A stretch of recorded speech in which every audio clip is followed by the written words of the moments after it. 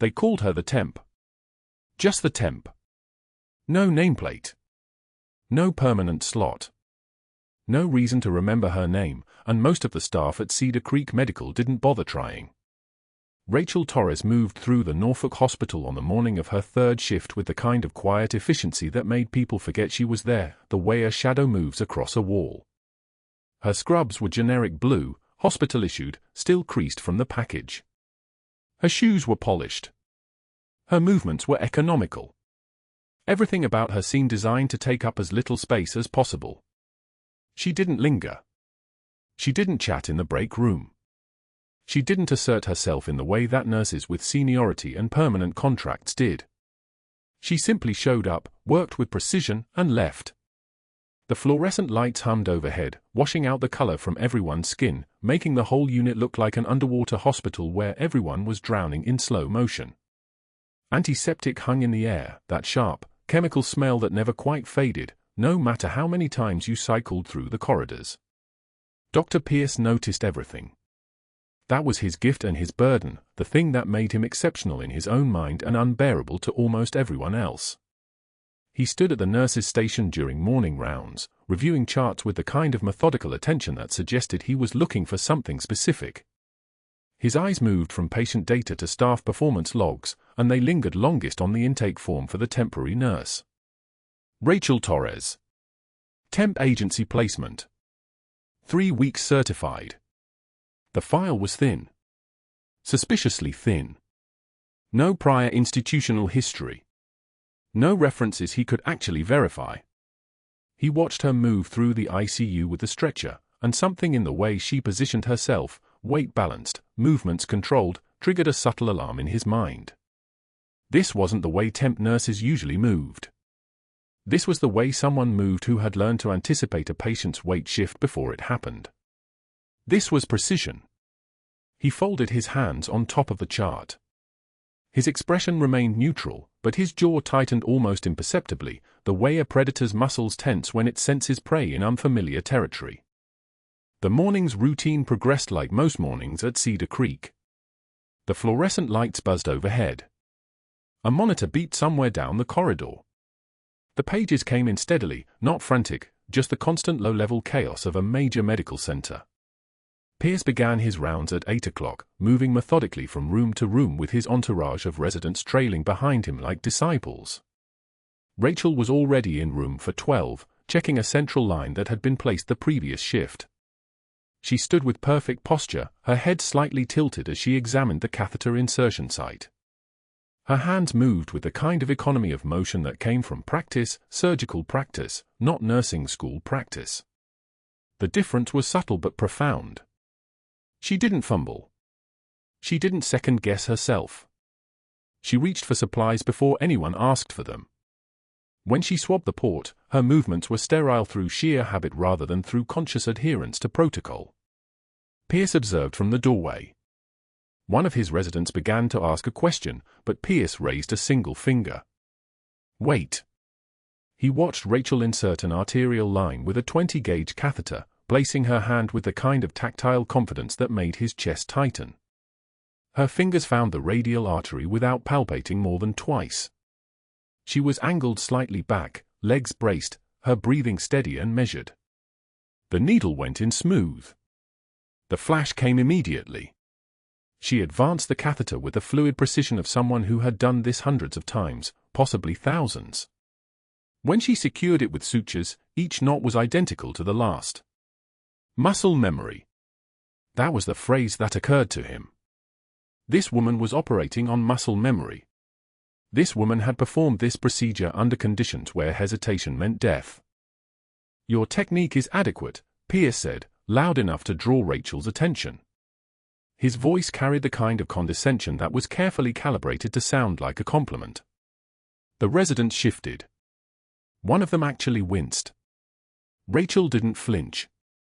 She didn't blush. She didn't look up from her work. She simply continued what she was doing, placed the final dressing, and stepped back from the bedside. "Thank you, Dr. Pierce," she said.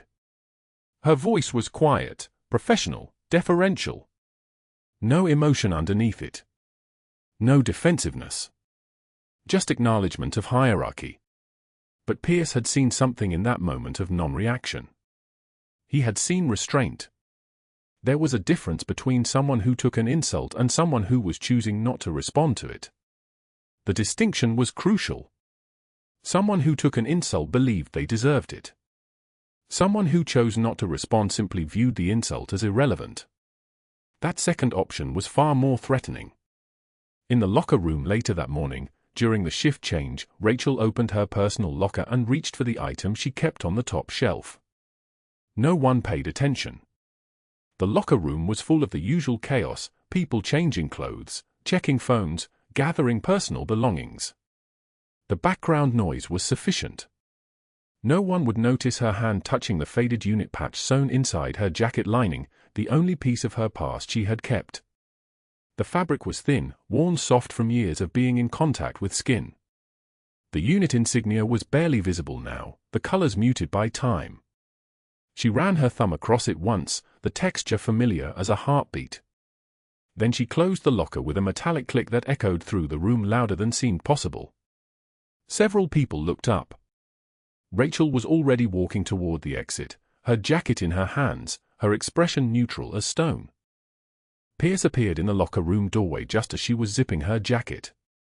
He had positioned himself there deliberately, she realized. He was standing in the only path to the exit. He held her temp file in his hands, and his expression suggested he had been reviewing it carefully. The agency didn't provide much background, he said. It wasn't a question. No, they didn't, Rachel replied. Her voice remained even, professional, submissive. That's unusual, Pierce continued. He turned a page in the file with deliberate slowness. Most temporary placements come with at least a reference or two. Employment history. Prior institution credentials. You're quite sparse. His eyes met hers for the first time. They were pale blue, intelligent, and utterly devoid of warmth. One might wonder if there was a reason for that. Rachel met his gaze and did not look away. There was something in her eyes, nothing dramatic, nothing theatrical. Just a kind of absolute stillness, as if she had accessed some internal resource that most people never developed. I had personal circumstances, she said carefully. The agency helped me transition into private sector work. The trembling wasn't fear. It was restraint. Every single muscle in her body was controlled, locked down, operating at minimal capacity. She had learned how to do this in a place where soldiers learned to do it or died. She had learned it in a desert where showing emotion was a luxury you couldn't afford. She had learned it under mortar fire in a city called Tikrit, where the weight of other people's lives rested on your ability to stay absolutely still inside. Personal circumstances, Pierce repeated, as if tasting the words. That's very vague, Ms. Torres. I prefer specificity in my unit. I prefer to know exactly who I'm working with. He stepped aside, finally, but the message was clear. He was cataloging her. He was building a file. He was looking for leverage, and he would be very patient about finding it. Rachel moved past him without another word. She didn't apologize. She didn't explain.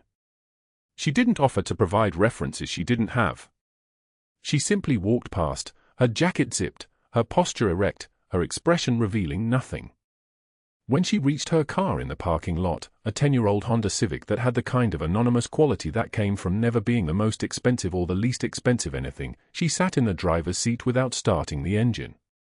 Rain had begun to fall, a light mist that made the windshield smell like electricity and wet asphalt. She placed both her hands on the steering wheel and breathed in through her nose for a count of 5. Out through her mouth for a count of 7. In for 5. Out for 7. The technique was old. She had learned it from a captain in the Marines, a woman named Holloway, who had taught her that panic was just biology, and biology could be controlled through discipline. Back inside Cedar Creek Medical, Pierce was already moving through the break room during the afternoon shift change. He had a gift for inserting himself into natural conversational spaces and warping them into something useful. He found the nursing supervisor, Linda, standing near the coffee maker, and he positioned himself just close enough to be part of the conversation without appearing to join it. "The temp nurse," he said casually, as if the thought had just occurred to him. "Rachel Torres. Has anyone checked her credentials independently?" Linda looked up from her coffee.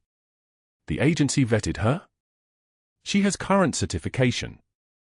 "Certification," Pierce repeated. "Current certification from where? Reviewed by whom?" He paused, allowing the doubt to settle like sediment in water. "I'm just saying, it's unusual. Her background is very thin. Almost suspiciously thin. One might wonder what she's hiding." He smiled, a smile like a wolf showing its teeth. "Just a thought. I'm sure it's nothing." By the end of the week, the whispers had spread through Cedar Creek Medical like a contagion. The temp nurse had forged her credentials. The temp nurse had lied on her application. The temp nurse was probably working under a false identity. The specificity didn't matter. The details didn't need to be verified. Pierce had introduced doubt into the ecosystem, and doubt was a far more powerful weapon than truth. When Rachel walked into the break room the following Monday morning, the conversation stopped. Two nurses gathered their coffee and left. Someone shifted their chair to point away from her. A resident whom she had helped with a difficult intubation the previous week looked at her and then looked away, as if eye contact had become a liability. Rachel poured her coffee and sat in an empty chair, separated from everyone else by a distance that felt less like physical space and more like an actual gap in the fabric of institutional belonging. No one spoke to her. No one acknowledged her presence. She sat with her coffee cooling in front of her, and she did not react. She did not defend herself. She did not explain. She simply existed in that space, present but somehow not, and waited for whatever came next. The ICU rounds began at 7:30 in the morning, and Dr. Pierce arrived with the precision of a man who understood that timing was a weapon. Rachel was adjusting the Jackson Pratt drain on post-op room for when she heard his voice echo down the corridor, not loud, but the kind of measured tone that carried further than a shout ever could. The drain output had dropped from 120 milliliters to 47 over the past 6 hours, a good sign, and she'd repositioned the collection bulb to prevent kinking in the tubing. She didn't hear him approach.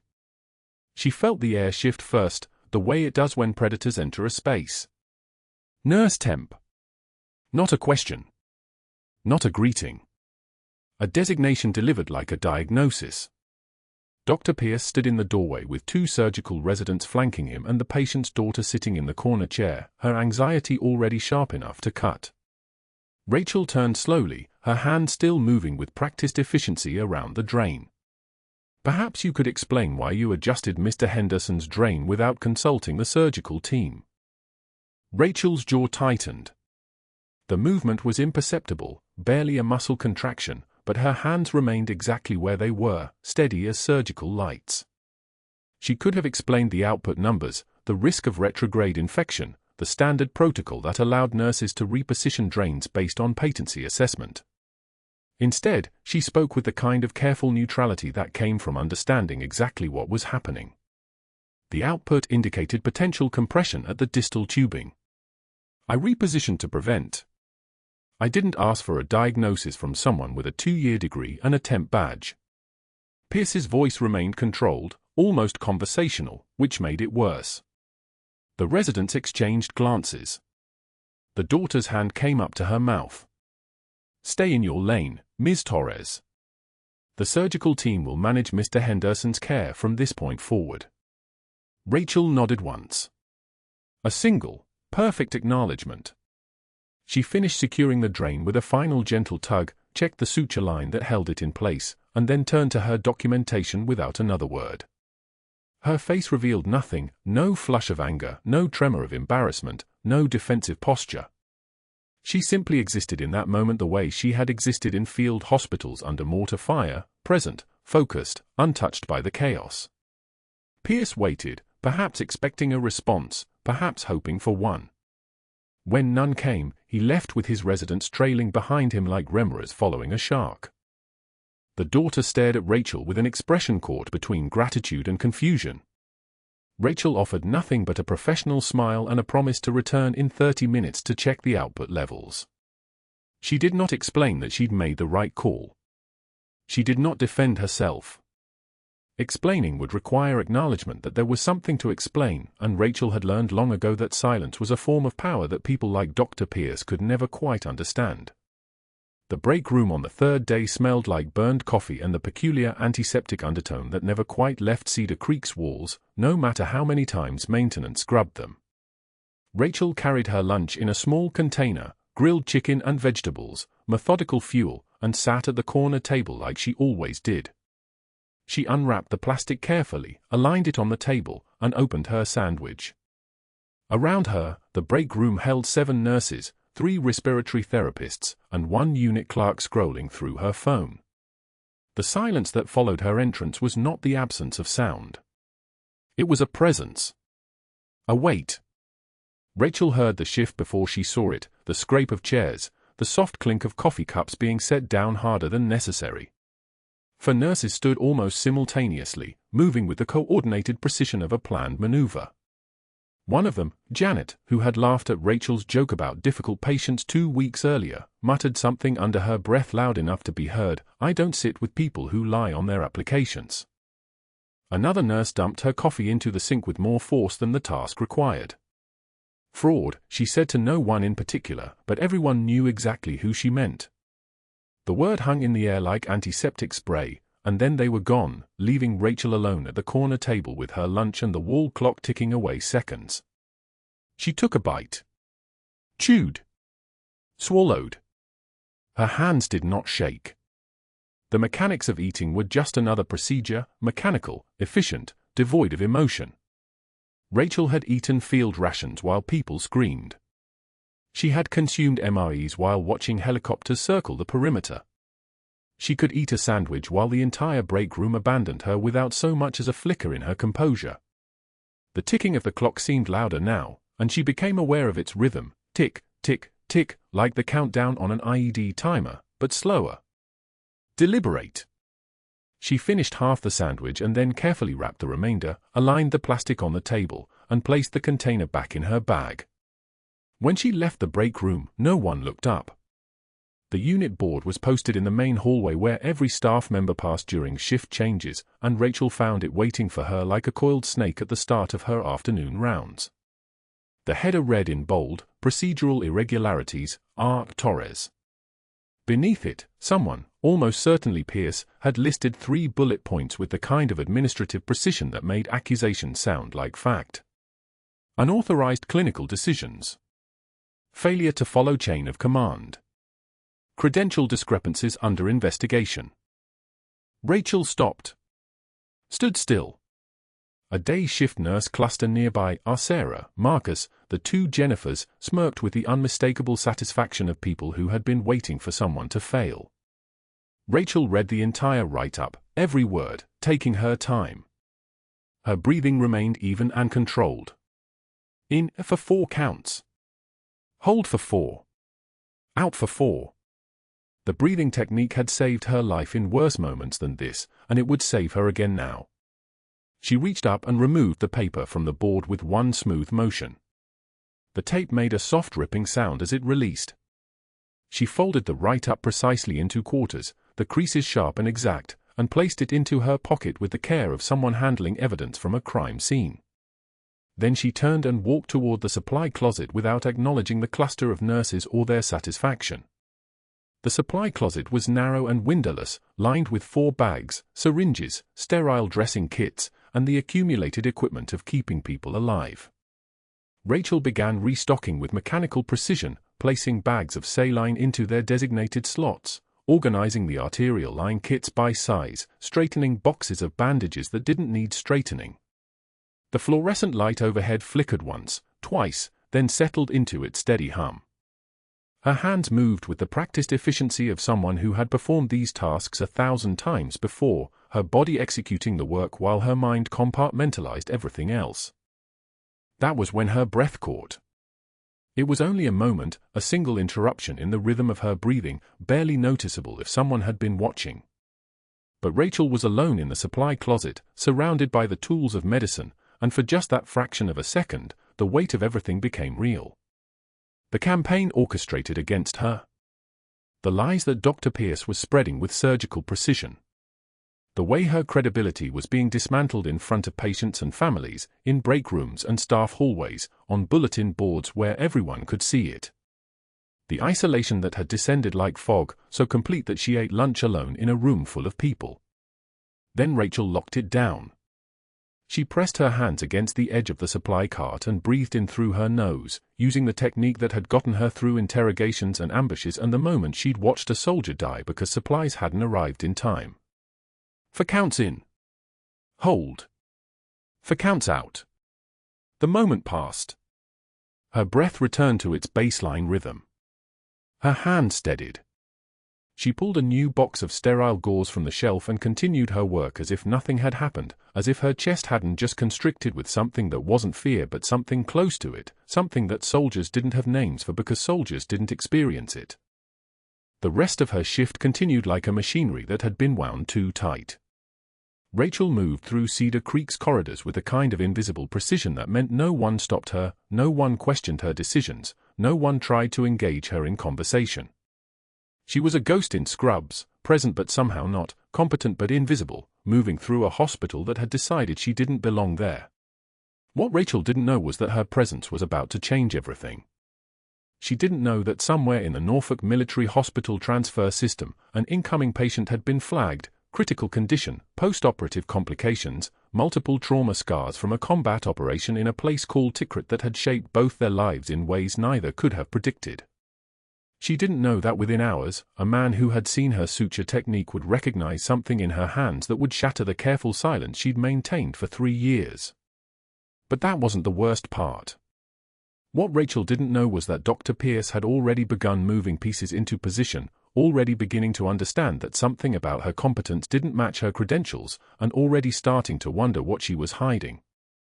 The ambulance pulled into Cedar Creek Medical's bay at 6:27 a.m., its lights painting the foggy Norfolk morning in shades of red and white. 2 Marine honor guards stood at attention as the stretcher rolled out, not standard protocol for civilian transfers, but the General Service record demanded it. The nurses in the bay noticed. Dr. Pierce noticed. General James Halloway was 63, his left leg ending just above the knee in scarring that told its own story, his breathing labored from complications the discharge paperwork described as delayed pulmonary fibrosis, etiology, chronic exposure to burn pit toxins, Tikrit sector, 2009 to 2011. His chart was thin on details and thick with redactions. The kind of medical history that made administrators nervous and doctors curious. He was assigned to room for 12, critical care floor, with standing orders for continuous monitoring. Rachel was 4 hours into her shift when she caught the assignment. Room for 12, routine dressing change, post-operative wound assessment. She'd seen worse. She'd done worse. She moved through the unit with the same mechanical precision she'd perfected over 2 years at Cedar Creek, head down, hands ready, voice neutral. The other nurses had stopped making eye contact with her 3 days ago. Now they simply moved around her like water around a stone. Room for 12 smelled like antiseptic and something else, the particular tang of old injury, of a body still processing chemicals it shouldn't have breathed. The general's eyes opened when she entered. They were the color of winter sky, sharp and aware. He watched her hands as she pulled the sterile field, as she opened the 4x4 gauze packets with the specific snap that only came from 1,000 repetitions. She didn't speak. Most patients didn't want speeches. They wanted competence. She unwound the pressure dressing with one hand, supporting the limb with the other, letting gravity help rather than fighting it. The wound beneath was healing well, no signs of infection, no seroma, no dehiscence. She'd seen Marine Corps physicians work less carefully. She began the assessment, her fingers reading the tissue the way other people read books. Temperature gradient. Coloration. Capillary refill at 2.1 seconds. Everything catalogued, everything exact. The general's voice was barely a whisper when he spoke. You were a combat medic. Rachel's hands didn't pause. She continued her examination, her jaw tightening imperceptibly. I'm a registered nurse, sir. Your wound is healing within normal parameters. I've seen thousands of medics work. Different units, different theaters. You're not using civilian technique. He breathed, his voice gaining strength. I've seen those sutures before. I know that not. That's not what they teach in nursing school. That's what they teach when you're holding someone's abdomen together under mortar fire in the Jolin district. The room seemed to contract. Rachel finished her assessment, replaced the dressing with hands that remained steady as surgical lasers, began documenting in the chart with mechanical precision. When she looked up, his eyes were locked on hers. Thank you for bringing that to my attention, sir. I'll ensure your care plan continues as prescribed. She was already moving toward the door. 10 words. That was all she allowed herself. Captain. He said it as a statement, not a question. That's what you were. I can see it in how you move. In how you think. What happened? Rachel stopped. Her hand was on the door frame. She could feel the faded unit patch sewn inside her jacket lining, the way she had every single day for 7 years. She didn't turn back. Your breakfast will be here at 0800, sir. Let me know if you need anything. What she didn't tell him was the Pentagon order that had come when the Tikrit operation went wrong, when the classified black site intelligence turned out to be contaminated, when 3 operators died from bad intel and the entire thing had to be buried so deep that even the Arlington records were scrubbed. What she didn't tell him was that her name had been erased. Her medals locked in a vault. Her service records moved to a facility that officially didn't exist. She was supposed to disappear. To become nobody. To be exactly what she appeared to be at Cedar Creek Medical, just a temp nurse with steady hands and no history. She was in the hallway when she saw Dr. Pierce. He was standing near the nurse's station, his posture casual, but his eyes had tracked her exit from room 412. He was holding the general's chart, which had arrived in the system maybe 30 seconds ago. He was putting pieces together with the precision of someone who'd spent his career understanding how institutions worked, how information flowed, how power consolidated. He looked up. Their eyes met for exactly 1/2 second. Then he smiled.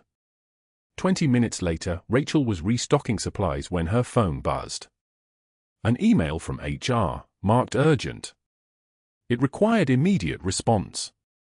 The message was from a woman named Sandra Voss, Chief Medical Credentialing Officer. Your assignment as temporary nursing staff requires verification of your background documentation. Please provide copies of your educational transcripts, licensure verification, and complete work history dating back to 2017. Standard protocol pending. Due within 48 hours. Standard protocol. Rachel had worked at Cedar Creek for 2 years. She'd never received a credentialing verification email. She'd never heard of one being issued mid-contract. She read it twice, then deleted it from her notifications. It was 3:14 p.m. when the shift scheduling system updated. Rachel's name disappeared from tomorrow's critical care rotation and reappeared on the night shift for the medical surgical floor, minimum staffing, maximum isolation. Every shift she was scheduled for had the fewest senior physicians, the fewest senior nurses, the fewest witnesses. Then came the email from Dr. Pierce's office, effective immediately. Care for General Holloway will be managed by the critical care team under my direct supervision. No temporary staff assigned to this patient's care team. This is per patient safety protocols pending credentialing review. Rachel tried her badge at the ICU door at 7:53 p.m. The red light stayed red. She tried again. The security guard at the checkpoint, a man named Marcus who'd always been decent to her, who'd made small talk about his daughter's nursing school applications, gave her an apologetic shrug. Dr. Pierce put in a restriction order this afternoon. Temporary staff, no access to critical care floors pending credential verification. I'm sorry, Torres. I would have warned you, but it came from administration.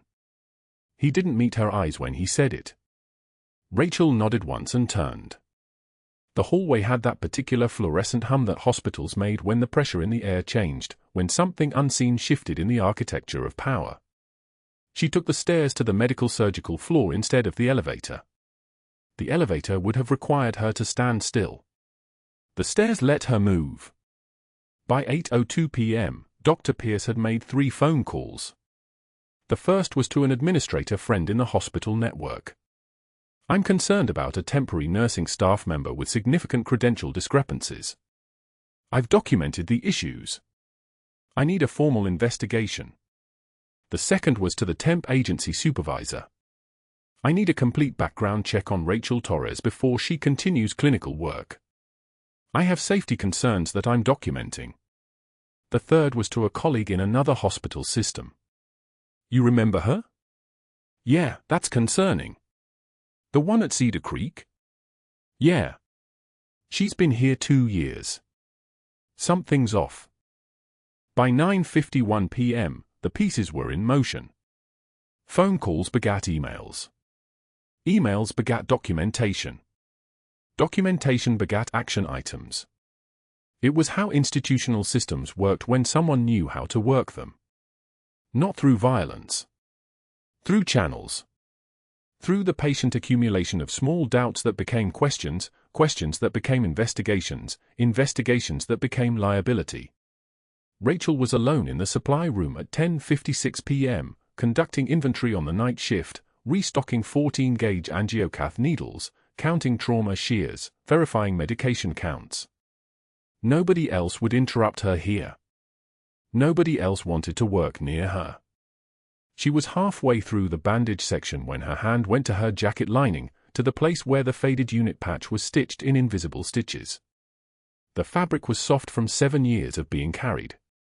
The insignia was almost unreadable: 3rd Battalion, 5th Marines, 2008 to 2013. Dark Horse. That was what they'd called her unit. She held the patch between her fingers for exactly 4 seconds, then released it. The patch had been her only violation of the direct order to disappear. Everything else had been erased. But that small rectangle of faded digital camouflage had been stitched into the lining of her jacket when she got her discharge, and she'd carried it anyway. A signature version of risk-taking. A general didn't recognize a temporary nurse, she told herself. A general saw what he was trained to see, and then he forgot. That was how it always worked. That was how she'd survived 2 years at Cedar Creek Medical. By being invisible. By being no one. Except that in room for 12, she'd stopped being invisible for 90 seconds. It was 11:02 p.m. when one of the critical care nurses, a woman named Jennifer who'd been friendly until 3 days ago, passed Rachel in the hallway near the staff break room. Jennifer was carrying coffee from the doctor's lounge. She slowed as she passed, then stopped. "For what it's worth," she said quietly, without turning fully around, "the general asked where you were. He seemed disappointed when we said you weren't on his care team anymore." Then she continued walking, her shoes clicking on the tile with a rhythm that sounded like a countdown. Rachel went to the supply room for the second time that night. This time she didn't touch the patch. This time she simply stood in the darkness, her hands resting on the cold metal shelving, her breathing slow and controlled. The fluorescent lights buzzed overhead like insects trapped in glass. Outside the small window, Norfolk rain had begun, the kind that fell from nowhere and covered everything. She could hear it tapping against the glass, persistent and patient. The alarm screamed at 2:07 a.m. Not the soft ding of a monitor alert. Not the routine chime of an 4-pump cycling. This was the sound of a human body in catastrophic failure, the ventilator's distress alarm, high-pitched and relentless, cutting through the quiet of Cedar Creek Medical's 4th floor like a blade through silk. Rachel heard it from 3 floors down in the break room where she'd been restocking supplies alone, the fluorescent lights casting everything in the color of bleached bone. She didn't think. Muscle memory took over. The stairwell door opened before her conscious mind caught up. Her legs moved. 12 years and 4 months of training doesn't uninstall itself just because you're wearing scrubs instead of body armor. The Tikrit muscle memory doesn't care about your temp contract status.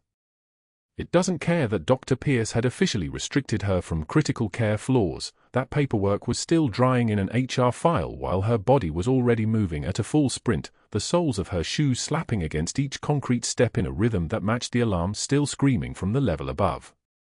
The 4th floor. General's room. She was moving before the overhead code call finished crackling through the intercom. Code blue, room for 12. Code blue, room for 12. The door burst open and the scene hit her in a compressed moment. The general on his back, chest not rising on the left side. The night resident frozen 3 feet away, eyes wide, hands trembling at his sides. A nurse shouting into the phone, "We need the code team now." His decompressing, oxygen sat is 54 and falling, the ventilators hiss and squeal, the monitor showing sinus rhythm but useless, absolutely useless if the lungs couldn't expand, if one side of his chest cavity was filling with air instead of breath. Tension pneumothorax. The kill shot. The thing that stops even strong men in a single heartbeat. I need a 14-gauge needle. Now. Rachel's voice came out flat, matter-of-fact, the kind of calm that comes from having already survived worse than this under mortar fire. She was already moving to the bedside, her hands finding the landmarks, second intercostal space, midclavicular line, the anatomy burned into her muscle memory from 1,000 training hours and 17 actual surgical saves in field conditions. "She's not authorized," the nurse shouted. "She's not even supposed to be on this floor." Rachel didn't acknowledge the words. She prepped the site with an alcohol swab, her hand steady as a surgical laser, while the resident stepped aside as if pulled by an invisible cord. He understood something in her silence, in the way she moved through the space. This was someone who had done this before, not in a simulation lab with plastic dummies, but under actual fire with actual blood and actual men dying if she hesitated for 1 second. The needle went in. The hiss of air escaping was immediate and unmistakable, the sound of pressure releasing, of a lung finally given space to expand. The general's oxygen saturation climbed almost instantly, 58. 62, 71. 84, sinus rhythm on the monitor, and now it meant something. Now it meant life instead of just electrical activity in a dead heart. "Get me a chest tube set up," Rachel said, still to no one in particular. Tube, water seal, suction set to -20. Her hands were already palliating the second intercostal space, finding the exact location for the larger catheter that would buy him time until the surgical team arrived. The resident moved. The nurse moved. Something in Rachel's voice had overridden their hesitation, the way she spoke commands instead of requests, the absolute certainty in her tone that transcended her credentials or her contract status or any piece of paper Dr. Pierce had filed with HR. The chest tube went in at 2:11 a.m. For minutes from alarm to treatment. The general's oxygen saturation stabilized at 96%. His blood pressure climbed from 78/42 to 102/58. The monitor showed him breathing, really breathing, his chest rising symmetrically on both sides while the water seal bubbled gently, draining the pneumothorax with each breath he took. The code team arrived at 2:15, 4 minutes late to a crisis that was already resolved. They stopped in the doorway, confused. The attending resident was still staring at Rachel with an expression somewhere between awe and terror. The general's vital signs were stable. His oxygen was good. His heart was beating. The crisis had been ended by someone with no official authorization to be on the floor at all. Rachel stepped back from the bedside with the same calm efficiency she'd approached it. She didn't look at the code team. She didn't acknowledge the nurse's shocked expression. She simply placed the needle stick on the medication tray, removed her gloves with a snap that sounded like a period at the end of a sentence, and turned toward the door. That's when Dr. Pierce appeared in the hallway, still in his personal clothes, a cardigan and slacks, as if he'd been called from home the moment the code was called.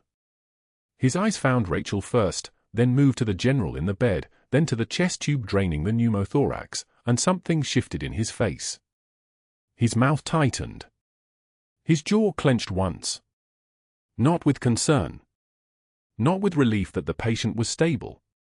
With opportunity. Rachel saw the moment he understood. She had just handed him the perfect instrument for her own destruction. Within an hour, Dr. Pierce had filed an incident report for an unauthorized invasive procedure by uncredentialized temporary staff. Within 2 hours, he'd made calls to hospital administration detailing Rachel's dangerous overreach and flagrant violation of credentialing protocols. Within 6 hours, he'd compiled a file thick with documentation, his own observations, the nurse's statement, the resident's confusion, every piece of evidence he needed to paint Rachel's life-saving action as a reckless violation instead of competence. By sunrise, the paperwork was moving through HR like a predator through water. By noon of the next day, she was called into a small office on the 3rd floor where a woman named Patricia from Human Resources sat behind a desk with Rachel's file open in front of her, expressions of professional regret already practiced and ready. "I'm sure you understand," Patricia said, not meeting Rachel's eyes, "that we cannot employ nursing staff without verified credentials. The incident last night, while we appreciate your initiative, represents a significant liability for Cedar Creek Medical. We've made the decision to terminate your contract effective immediately." Rachel sat across from her with her spine straight and her hands folded in her lap. She didn't argue. She didn't explain. She didn't mention that she'd saved the general's life, that the needle decompression was textbook procedure, that 3,000 hours of surgical experience was irrelevant when that experience was classified so deeply that it didn't officially exist. She just nodded and took the final paycheck Patricia slid across the desk. 2 weeks severance. The price of keeping her former identity buried.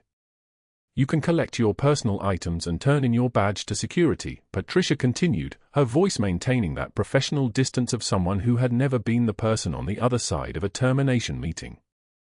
"We'll need your badge and credentials returned by end of business today."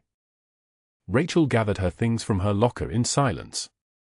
The small photo she'd kept, a landscape, no faces, nothing that could be traced. Her phone charger. Her spare scrubs. The things you accumulate when you're pretending to be a temporary nurse in Norfolk instead of a Marine captain in hiding. The basement laundry room was empty at 1:44 p.m., exactly the way she'd hoped. The industrial washers hummed their mechanical drone. The dryers were running, her scrubs still warm from the cycle. Rachel pulled the folded garments out one by one, each piece carried the warmth of the machine, the fabric soft under her calloused hands that had held lives together under circumstances that would have shut down most people's hearts.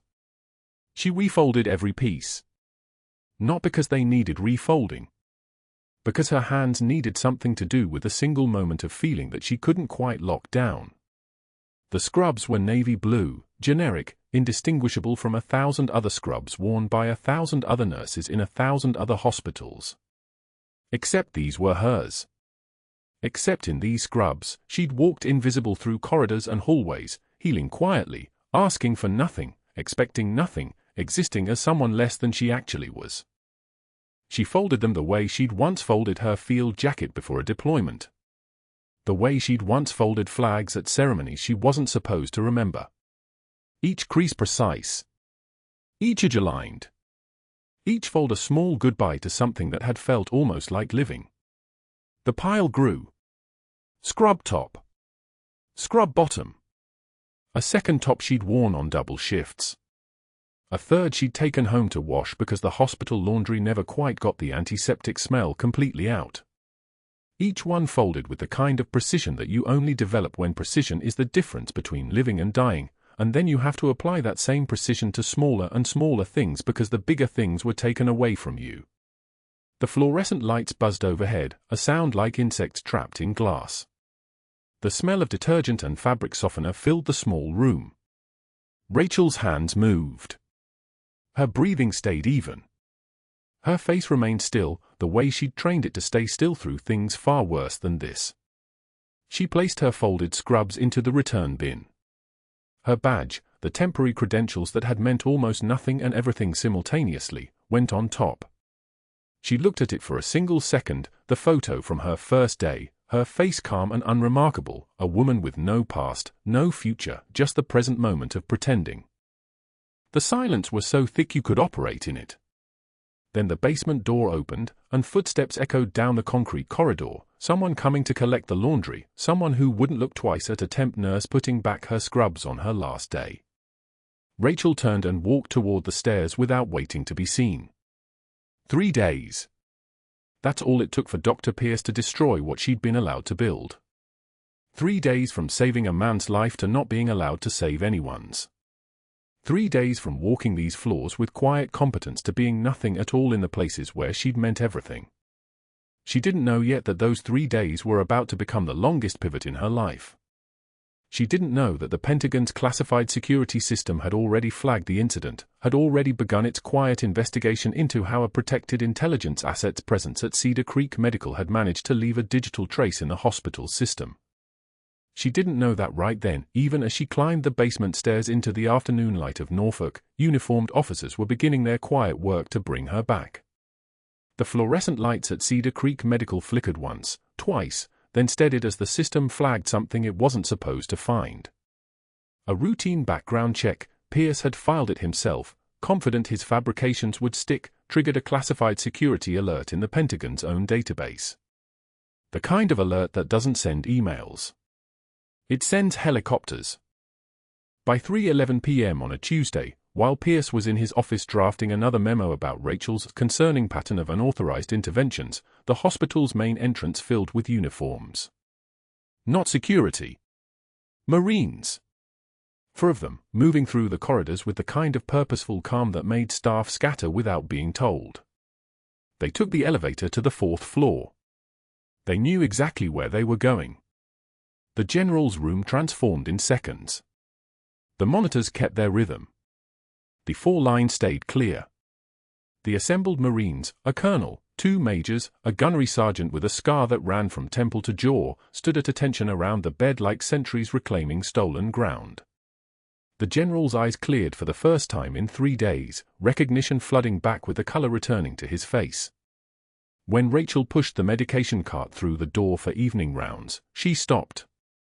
The threshold crossed her, not the other way.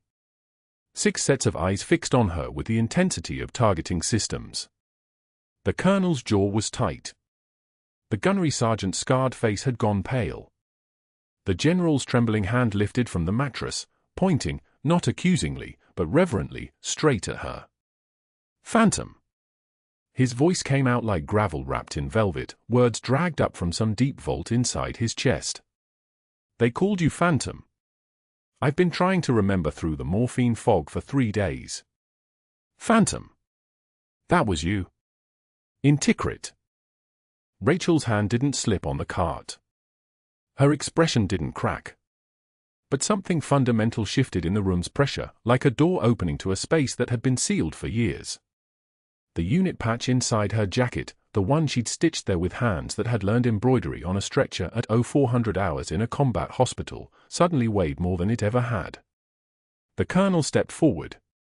His uniform bore the insignia of 3rd Battalion, 5th Marines. His voice was clipped, official, reading from a citation folder that should never have been unclassified but clearly had been by someone with authority that transcended hospital walls. Captain Rachel Torres. Favela under fire during Operation Burning Cedar, Tikrit Sector.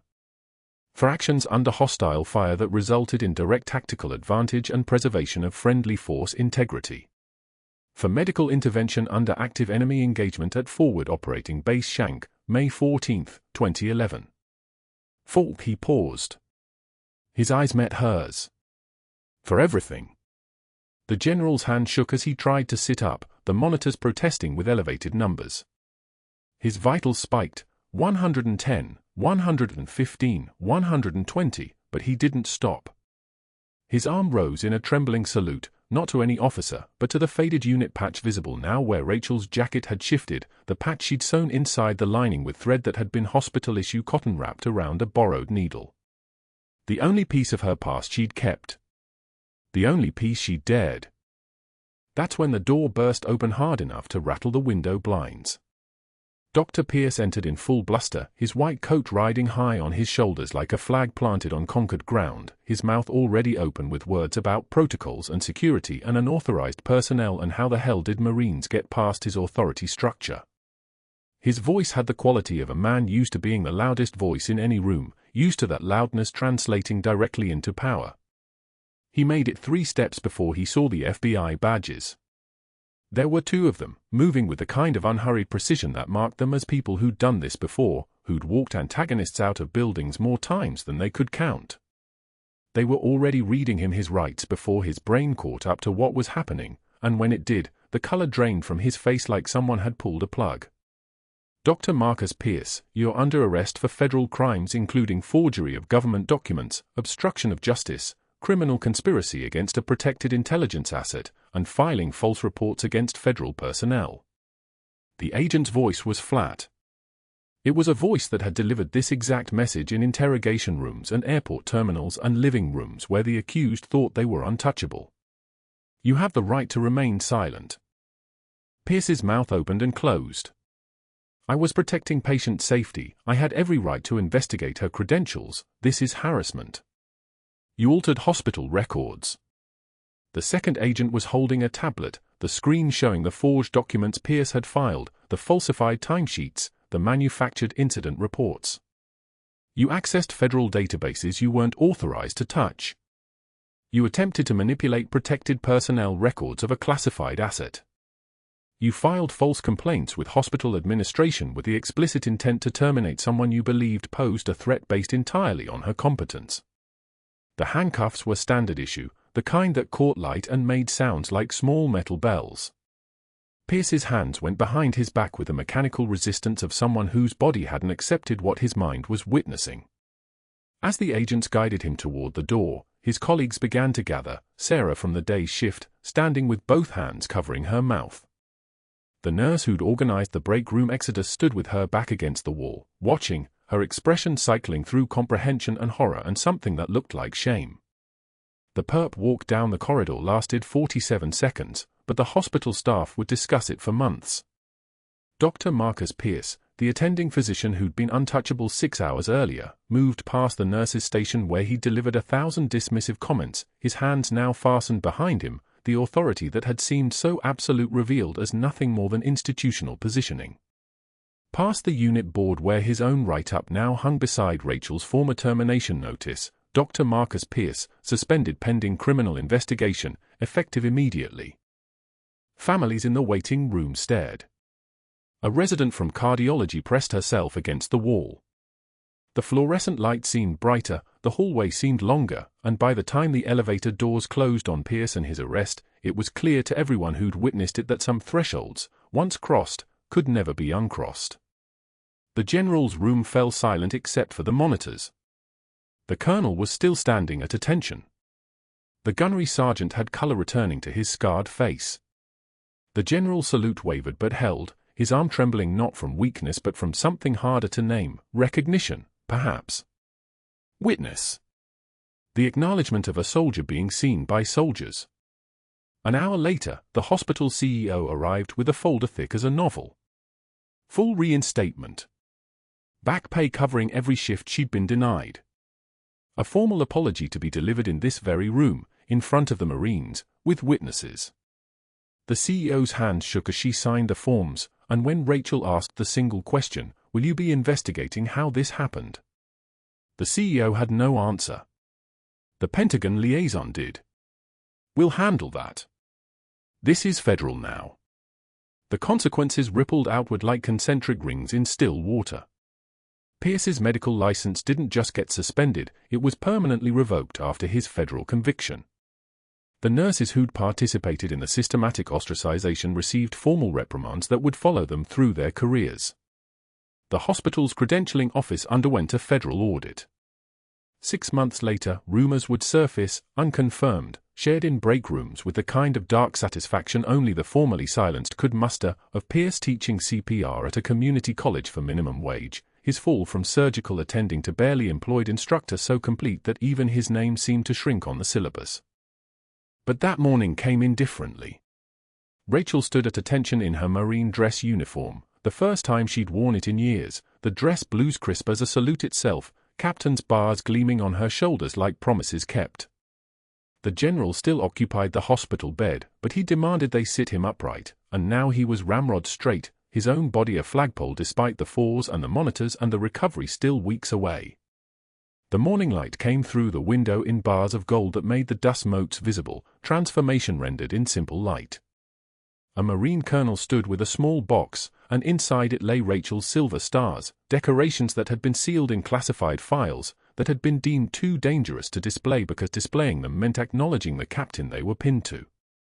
The colonel's hands were steady as he approached Rachel's uniform. He didn't ask permission. This wasn't a question. This was a correction, a restoration, a reckoning with history itself. The first star went onto her chest. The second followed. Both of them gleamed in the morning light. "Captain Torres, your country owes you a debt we cannot repay." The general's voice was stronger now, 3 days of for fluids and Rachel's care having done their work. "You saved my life twice. Once in Tikrit when you trained the medics in my sector before I deployed. And once here when you refused to let protocol override duty. You didn't break the rules, Captain. You transcended them." Rachel's composure finally faltered for exactly 1 moment. A single tear traced down her cheek, the kind of tear that represents years compressed into sodium chloride and release. Her salute remained perfect even as her face betrayed what her voice never would. The Pentagon liaison stepped forward. His uniform bore insignia that made colonels nod respectfully. "Your service record is being partially declassified. You'll receive full veterans' benefits and restoration of rank. The Pentagon regrets the necessity of your concealment. The necessity is now concluded." The hospital's CEO, still in the room, offered Rachel the chief of nursing position with his hand trembling slightly as he extended it. Rachel considered this for 2 heartbeats, 2 beats of the monitor showing the general's heart rate climbing, steady and strong. She nodded once. The general lowered his salute and extended his hand. His grip was still weak but his eyes were clear, the eyes of a commander who'd seen true service, true sacrifice, true heroism rendered in the form of a temporary nurse who'd never once asked for recognition. "True heroism," he said quietly, "is what you do when the world stops watching." The camera of institutional memory pulled back to show the assembled Marines, all in dress uniform now, all at attention, all witnessing the moment when the unit patch, no longer hidden inside a jacket lining, was pinned properly to Rachel's uniform where it belonged. Where it had always belonged. The morning light caught the embroidery of her old unit, the careful stitches of a woman who'd learned to hold things together, finally allowed to display what she'd held intact all these years. The nurse who'd been forced to disappear was becoming a captain again. The world was watching now. And that made all the difference. If this story moved you, if you recognize the quiet heroism of people who sacrifice without needing applause, please subscribe, like this video, and share it with someone who needs to know that true strength isn't always loud. Tell us in the comments, have you ever been underestimated by someone who didn't know your true value? What would you have done in Rachel's position? Your stories matter.